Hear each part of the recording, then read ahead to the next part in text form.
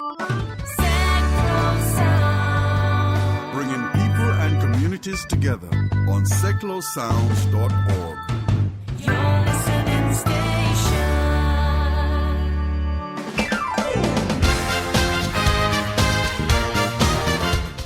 Hi, I'm Terry Sullivan and welcome to this week's Sticks radio show here on Seclo Sounds. Packed show with two guests today. Later on in the hour, I'm going to be talking to Sarah Meyer. She is the assistant producer of Come Dine With Me. She's going to be explaining how you can take part in the next series of Come Dine With Me. Also got a singer-songwriter Jane Taylor on the show in a little while. And also today, I've got Cliff Richard's brand new single out on the 18th of September. I've got it before the BBC if they decide to play it. Also, I'm going to tell you about what I thought of Shrek when I went to see it last Wednesday at the MK Theatre.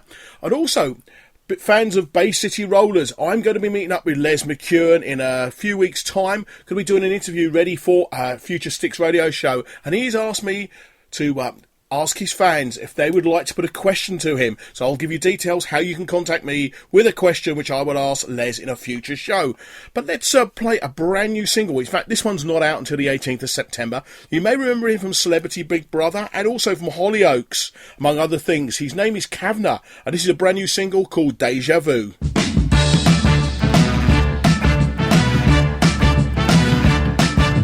You're the wish I made, heart I say, the reason I kept waiting for you. Time, I lost my time, one step behind, hoping I'd see your face and know you. I'd rather be alone than lie and be with someone that's not you. Are you still out there? I see you somewhere. Are you a deja vu? I don't want nothing. I wait for one thing, that you will know me too, yeah.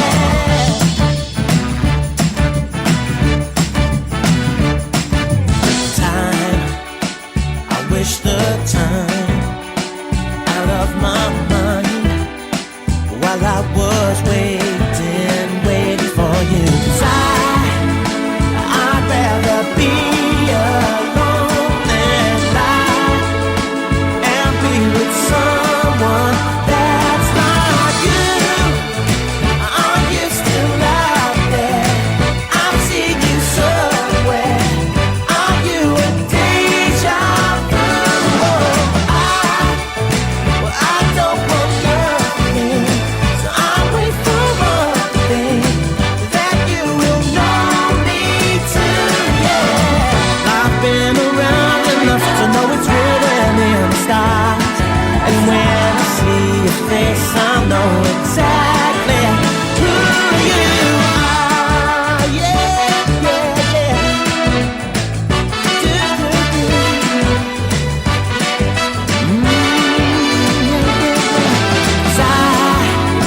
I'd rather be alone than lie and be with someone that's not you. Are you still out there? I've seen you somewhere. Are you a deja vu? I don't want nothing, so I wait for one thing, that you will know me too, yeah. Are you still out there? 'Cause I see you somewhere.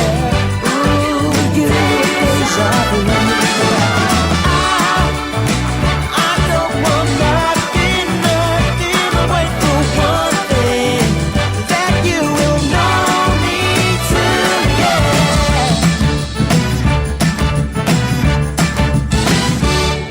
Today on the show I have a young lady who's coming to us, coming to the stables on Saturday the 19th of September. The lady's name's Jane Taylor. Good morning, Jane. Good morning. How are you? I'm very good, very good. I mean, tell everybody a little bit about yourself, because perhaps most of the listeners probably have never heard of you. So, Right. Well, I'm a singer, songwriter, and I have a band, a double bass player called John Holmes, and a percussionist called Rob Bray, who lives in Stony Stratford, actually, not that far away. Local boy. A local boy, and a lady called Liz Lipscomb, who's a violin player. And I work with all kinds of people. I've had a brass band, and I've had a gospel choir, and put shows on that range from sort of big shows to little shows, and all the way around the country. But I'm completely independent, so everything that I've released has been supported by my fans around the UK, which I got mostly because I was played on Radio 2 by Johnny Walker, and then proceeded to get more fans and supporters around the UK, and Bob Harris, Tom Robinson, and lots of Radio 2, but even Claire Boulding, bless her, she's wonderful. She's lovely, isn't she? All helpful, and just, people to know about who I am and what I'm doing. I mean, I just had a quick look, and it says you have no label, no distribution deal, and put your correct teeth in today, Terry. That's good. No agent and no manager. Yeah, I mean, I do have a manager. Do you? I have a lady who helps me with tour managing, and I've had press people along the way, and sometimes, like I said, fans have come on board and helped with putting up posters and flyers, and they've helped us put up the band as well. When we were in Scotland, we had a tour there, and we were staying in people's houses, which is a brilliant way of meeting people who love music, and it's all very grounded. It's great, isn't it? And very real, but it's well loved. Whenever people come, they get quite emotional. I mean, I suppose in many ways you have complete control.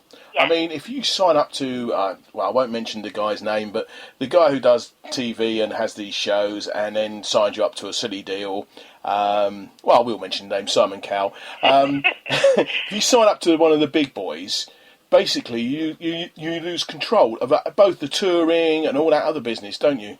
You do, and I don't think that people also realise just how very different the music industry is now to how it was even 10 to 15 years ago. I mean, you can't.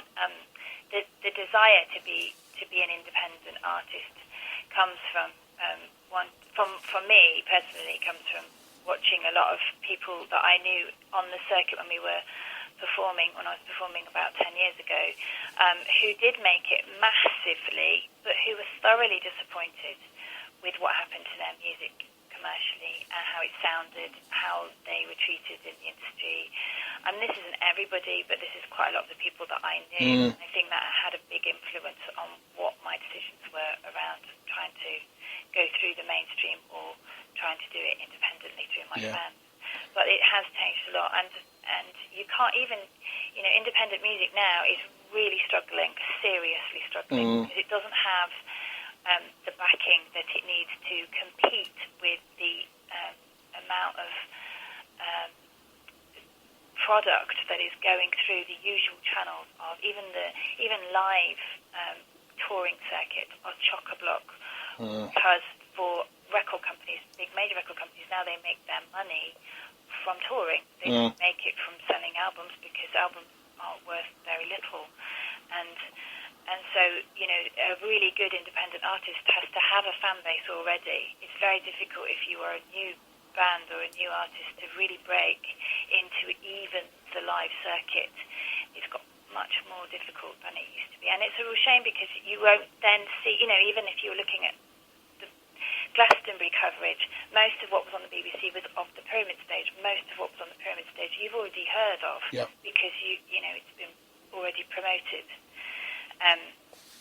But the more interesting stuff that's going on in Glastonbury, that doesn't get covered, because I don't know why. It's about being brave, I think. It's got to be brave to... Yeah, I mean, I also think the social media side of things actually is a plus nowadays. I mean, I use social media myself. I'm an older gentleman. I'm 52, coming up for 53. And I have a business away from the radio. And I use social media on that. And there was a lady, I think it was a few years ago, called Sandy Tom. Yes. And she was recording these songs from her bedroom, I believe. Yeah. And she was putting them up on YouTube. And it went viral. It went ballistic. In fact, I bought the album myself and bought the record myself, and I loved her. And she's, I mean, you say the independent scene. I sort of dabble in the music business myself, and the independent scene is hard work. It's very hard work. Because of as you say, a lot of the theatres are booked up by the big agencies. Yeah. Whereas places like the Stables are so happy to have independent artists, unknown artists, people who, you know, I'm a big fan of the Stables, and there's a lot of other venues around like them, but we were very blessed in the area to have the Stables, and you know that they have sort of acts and some. I mean, they've got a little theatre, area there where you can have 50 or 60 people, and you can sit there and you can see. You'd be surprised who I've seen there. I won't mention names, but you know, some of the acts, and they're sort of trying out their new material. They come there, they have 50 seats in stage 2. You sit down and you are delighted to be going there, and you come away happy. Yeah, and I think that there are lots of places that do have that ethos, and do have you know, having a second venue that is less risk for them, that allows newer artists to get involved with playing on circuit, which is brilliant. I think social media is great, but I also think it's just all very chocker, and the Sandy Tom story is a slightly dodgy one, because it wasn't just through the bedroom that she got those hits. She did have backing. Oh, did she? Okay. Yeah. Oh, well, there's a lot of spin doctoring. Oh, yes. I think that goes on a lot generally.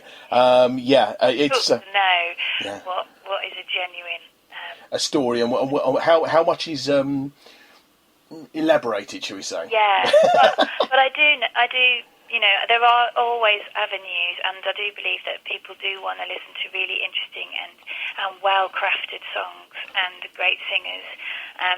But I think it's unfortunately, people have to make a lot more effort these days to really find those people. It's a bit like you've properly got to go into old record shops. You know, I used to flick through pictures of albums, LPs, and try and work out whether or not this was going to be take a risk on that.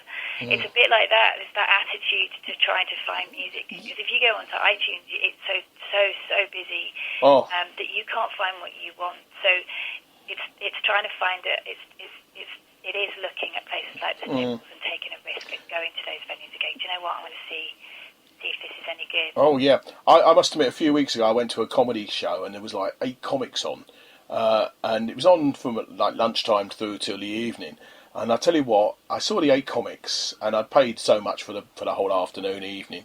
And out of those 8 comics, 4 were brilliant, 3 were average, and 1 was awful. And I was trying to butter it up a little bit, but he was awful. And through that, I mean, but it was worth taking the punt to go and have a look. You know, it's a bit like these open mic nights and things like that. They're always good fun. So how did you actually really get started in the music business? You know, I mean, I can't sing, so, but how would if somebody was thinking I can sing, how would they go about it, and how did you start on it? Well, the best thing to do is to go to what you just mentioned, which is open mic nights. I mean, if you think you can write a song and you can sing and you're ready to share it, then open mic nights are the first port of call. And I mean, that's all. I was in Bristol and I played an open mic night there, and the guy that ran the open mic night I loved it so much he asked me to then go and support an artist that was playing at the local place called the Folk House in Bristol, and then I supported that person, and then it just went on from there, and I kept doing some support slots, and then I wrote a single, and I got some backing from a fan who I was playing in pubs and that kind of circuit, and there was a guy at the bar who really loved what I was doing, and also a radio presenter that was at the bar at the same time, and he wanted me to come on his show, and the guy at the bar basically offered to pay for me to record the song, and he was lovely, and he and his wife are now really brilliant friends of mine, and he paid for me to go into a studio, and the studio that I chose had Massive Attack, they used to work in there, and Portishead worked in there, and Ronnie Size, and so I managed to get Angelo Brascini is a guitarist in Massive Attack. He played on a track with me, and the track was recorded, and then that got put on the front cover of a local magazine, then it got picked up somewhere else, and then I ended up getting a